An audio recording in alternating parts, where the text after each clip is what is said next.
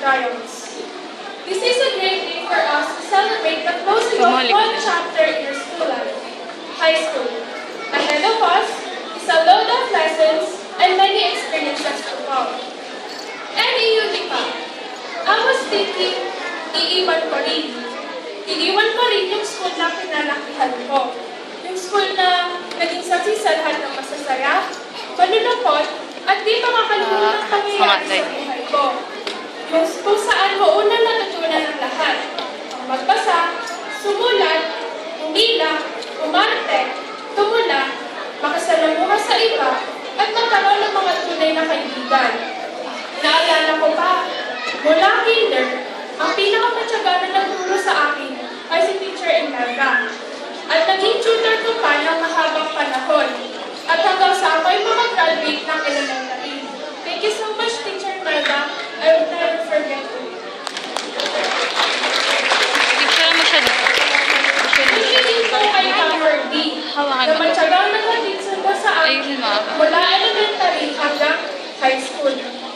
And personally, I would like to thank all the teachers I have encountered who unselfishly shared their knowledge, subject-related or not, and believed in me throughout the 6 years of my elementary here and to these 4 years of high school. To my 4th-year advisor, Mommy Sharon Don, who supported me all the way.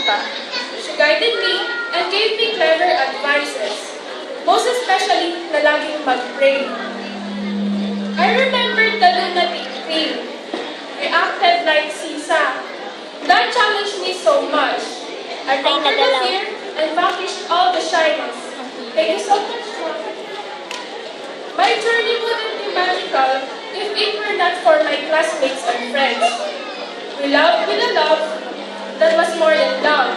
I and my cronies, the Black JD, Tina Lindsay, Kiko, Jasmine, Valen, and Berna, who were always there for me.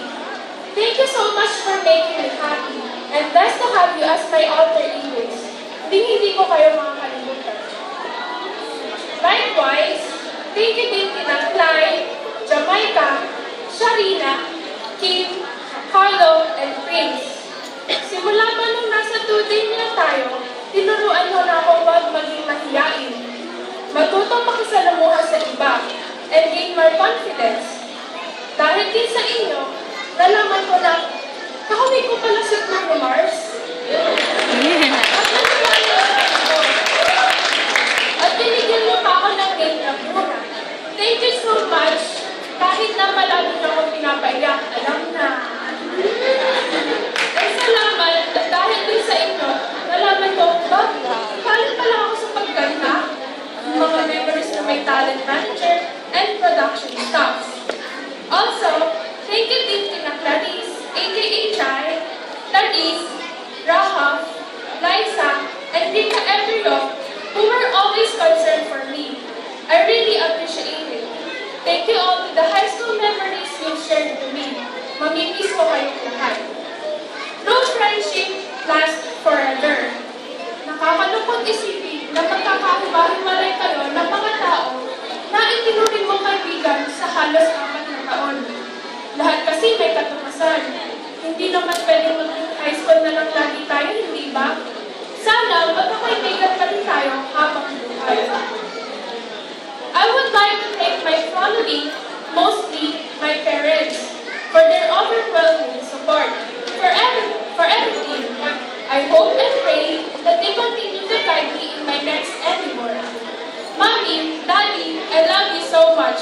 Para sa puso ko, kayo ang tunay na valedictorian. Because you're both amazing, just the way you are.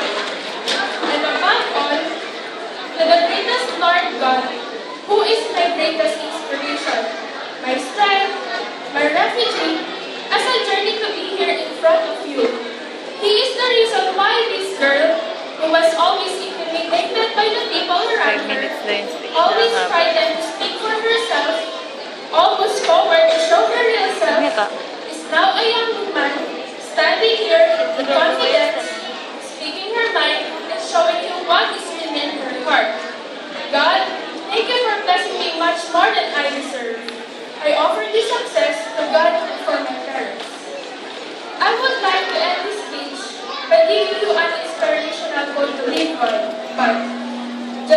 cannot see the air doesn't mean you stop breathing.